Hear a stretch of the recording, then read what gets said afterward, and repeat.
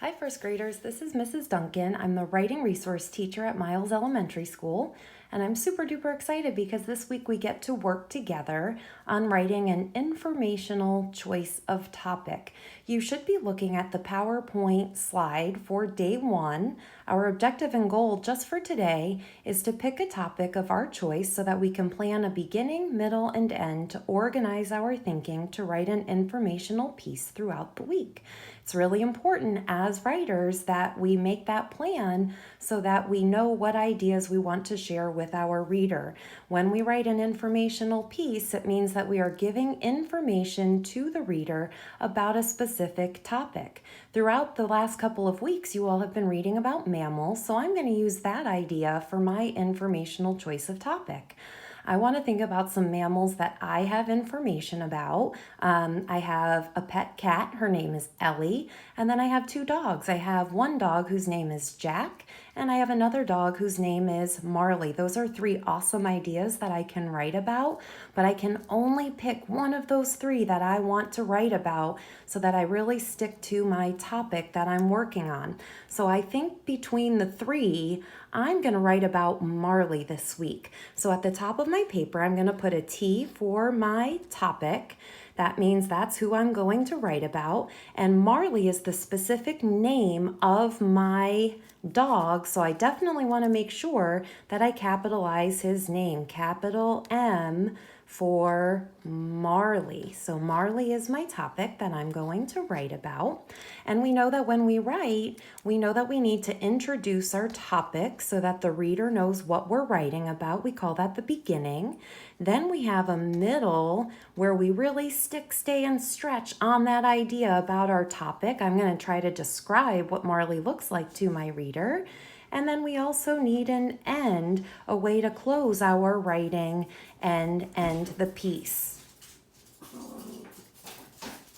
So for my beginning, what does my reader need to know about my topic? Well, we did talk about the fact that Marley is a mammal, and that's what we've been learning about. So I'm going to stick with that idea that Marley is a mammal.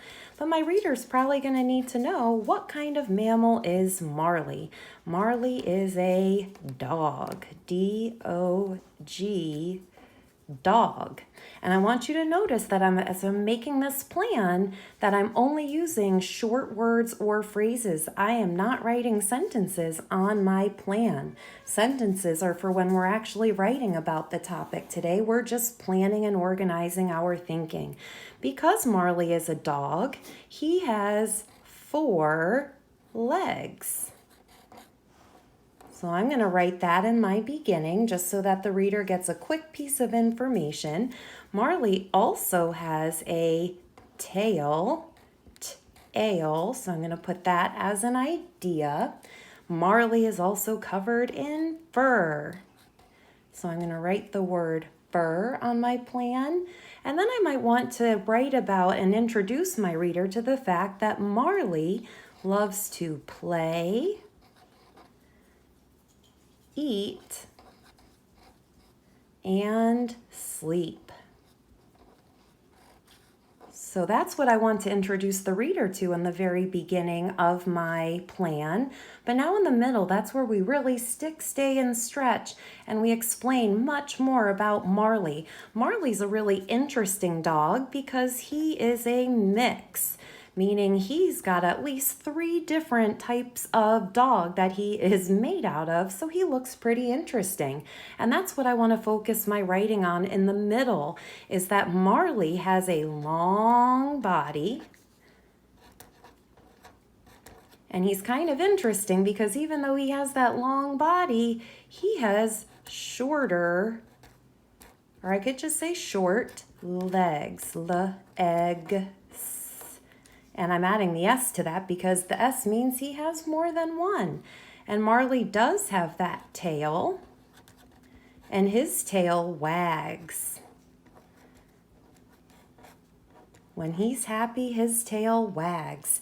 And then I want to explain the color of his fur. What does his fur look like? Well, he's golden, and he almost has kind of like a reddish tint to his fur. He kind of reminds me of Clifford, the big red dog, but he's not super duper big. So now I can say that even though Marley has those short legs, he can run fast with those short legs. And he likes to play ball, but playing all that ball makes him hungry. So I can inform the reader that Marley, he doesn't just eat his food, he gobbles food. And I think that's how I can best describe Marley in that middle of my writing. So now that brings me to the end of my writing. What does the reader need to know at the end just to pull this whole piece together and end the piece? We're not going to give any new information. We're just ending it. So if Marley has played and he's eaten his food, Marley loves to sleep.